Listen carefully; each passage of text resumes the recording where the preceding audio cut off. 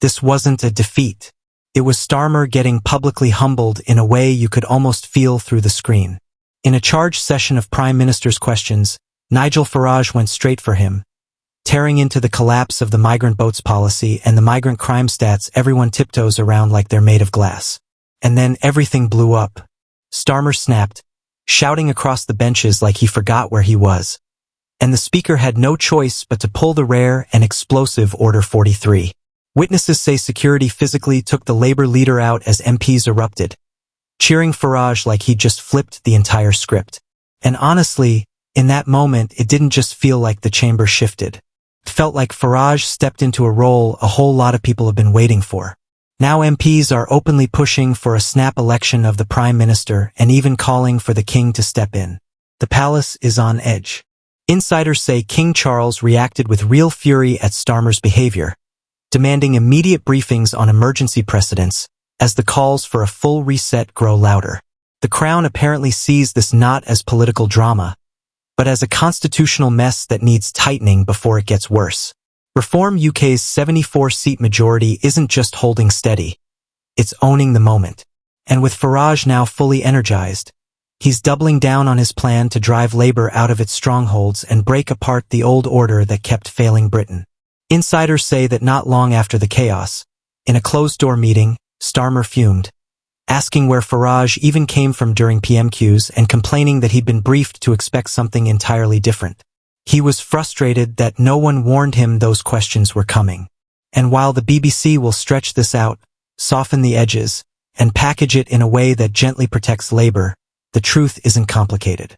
Britain spoke clearly, and now Parliament is shaking under the weight of it. MPs who were ignored and brushed aside for years have finally had enough, and they're pushing for a new Prime Minister. Labour hasn't just lost 35% of its vote. It's lost its hold over the Commons. Reports say a formal petition is already circulating to force a snap leadership vote, including proposals to strip Labour from key committees and remove Starmer's parliamentary privileges altogether. If it hits 100 signatures, the Speaker has to take it to the floor. And if 326 MPs back it, Britain gets a new Prime Minister. Rishi Sunak didn't hold back either, calling out Labour for clinging to power while the country falls apart. Richard Tice added his own fuel to the fire, openly saying Starmer's days are ending and the public already knows it. And honestly, the numbers suggest this threshold isn't far off anymore. This isn't one of those dramatic political rumors. This is the machinery of change moving. Starmer, reportedly furious, is watching this unfold online, because he can't stop it in real time. He's pulled together an emergency war room with his closest advisors behind closed doors. Angela Rayner, according to reports, looked visibly upset and wouldn't answer questions from waiting journalists. If this is confirmed, Starmer and the entire Labour leadership will have to resign immediately.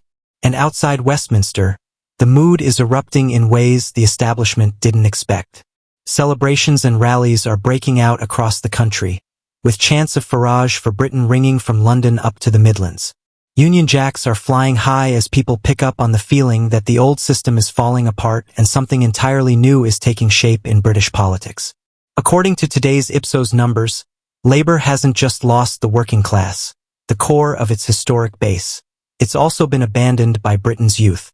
Support among voters under 25 has crashed to just 18%, down from 41% last year, while Reform UK has shot up to 33%. Among traditional working-class constituencies, Labour sits at a record low 21% compared to Reform UK's 39%. And after seeing Nigel Farage, fresh off a report from the channel, absolutely dominate Keir Starmer in PMQs, hammering him on border failures, the small boat crisis, broken promises, and quiet deals with Brussels, it didn't feel like a debate. It felt like a political gut check.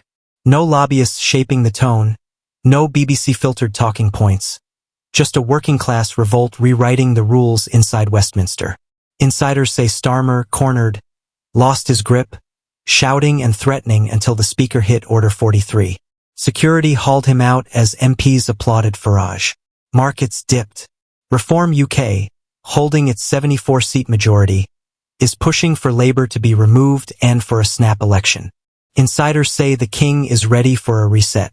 From migration to NHS reform, Everything's on the table now. Reform UK is the government, and Farage is becoming the face of national change. Palace officials are meeting hourly with advisors. The establishment is resisting, but the message is loud. Britain is taking itself back. That was today's update from Britain Debates. Thanks for watching. If you enjoyed this video,